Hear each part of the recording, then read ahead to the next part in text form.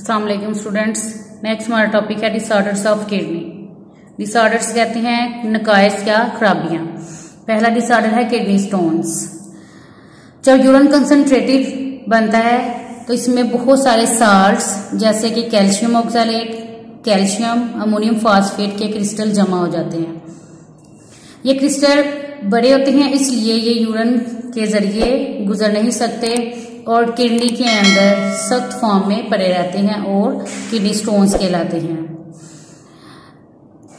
Stones kidney के अंदर ही बनते हैं, फिर किडनी से यूरेटर की तरफ और यूरेटर से यूनिब्लैडर की तरफ मूव कर जाते हैं। काजिस एज, उम्र के साथ साथ जो है जैसे जैसे उम्र बढ़ती है इनके चांसेस भी जो है ज्यादा हो जाते हैं किडनी स्टोन के। डाइट, ऐसी डाइट जो ग्रीन वेजिटेबल पर मुश्किल हो, साल्ट्स पर, विटामिन सी और डी पर। रिकरिंग यूरिनरी ट्रैक्ट इन्फेक्शन, बार बार इस यूरिनरी सिस्टम के अंदर होने वाले इन्फेक्शंस।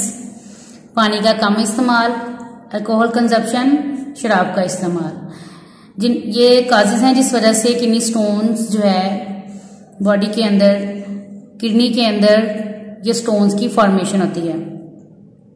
सिम्टम्स, सीवियर पेन, शदीद किस्म की दर्द होती है किडनी में या फिर लोअर एब्डोमेन, पेट के निचले हिस्से में। वोमिटिंग, कै आना, फ्रीक्वेंट यूरिनेशन, कसरत से पेशाब आना, फाउल स्मेलिंग यूरिन, गंदी बू के साथ पेशाब का आना जिसमें ब्लड और पस भी हो। ट्रीटमेंट, स्मॉलर स्टोन्स के लिए अगर हम देखें, बहुत ज्यादा अगर हम पानी पीते हैं तो तकरीबन 90% किडनी स्टोन जो है यूरिनरी सिस्टम से निकल जाते हैं पेशाब के जरिए। सर्जिकल ट्रीटमेंट, जिस हिस्से में स्टोन्स हों बड़े साइज के, जिनको जो पानी से जो है नहीं निकल सकते, उनके लिए सर्जिकल ट्रीटमेंट किया जाता है। जिस हिस्से में स्टोन्स बने होते हैं उस हिस्से को खोला जाता है और स्टोन्स को रिमूव कर दिया जाता है। दूसरा मेथड है किसमें लिथोट्रिप्सी। इसमें क्या किया जाता है, स्टोन जो किडनी के अंदर बनते हैं बाहर से non electric shock wave in stones के ऊपर गिराई जाती हैं, जिस वजह से ये स्टोन छोटे छोटे पीसेस में टूट जाते हैं और रेत की तरह बन जाती हैं जो आसानी से यूरिन के जरिए जिस्म से निकल जाते हैं। दूसरा डिसऑर्डर है किडनी फेलर, गुर्दे का नकारा हो जाना, कंप्लीट और पार्शियल फेलर, गुर्दे का मुकम्मल तौर पर या जुजवी तौर पर नकारा हो जाना किडनी फेलर कहलाता है। इसके मेन काजेस है डायबिटीज मेलाइटिस और हाइपर। डायबिटीज क्या है, शुगर की बीमारी। अगर ब्लड में शुगर का लेवल इंक्रीज हो जाता है तो ये कंडीशन क्या होगी, डायबिटीज। और अगर बॉडी के अंदर ब्लड का प्रेशर ज्यादा हो जाता है तो ये कंडीशन क्या होगी, हाइपरटेंशन।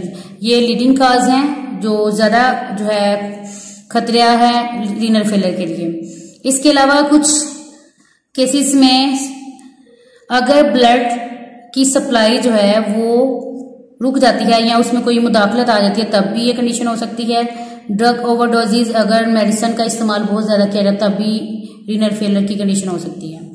सिम्टम्स, अगर ब्लड में दूसरे वेस्ट मटेरियल या फिर यूरिया जो है इनका जो लेवल है वो ज्यादा हो जाता है तो वोमिटिंग शुरू हो जाती है, नोजिया, मतली, वेट लॉस, वजन कम हो जाता है, फ्रीक्वेंट यूरिनेशन, कसरत से पेशाब आना, ब्लड इन यूरिन, पेशाब में खून का आना। बॉडी में अगर बहुत ज्यादा फ्लूइड्स हो जाता है तो ये लेग्स, फीट और फेस में स्वेलिंग काज कर सकता है, जिससे इसके अलावा सांस लेने में भी तंगी पैदा हो सकती है। इसका ट्रीटमेंट या तो डायलिसिस करके किया जा सकता है या फिर किडनी ट्रांसप्लांट। दोनों को ही हम नेक्स्ट लेक्चर में डिस्कस करेंगे। आपने इसको अच्छी तरह से समझना भी है और याद भी करना है और लिखना भी है, ये इंपॉर्टेंट है। अल्लाह हाफिज।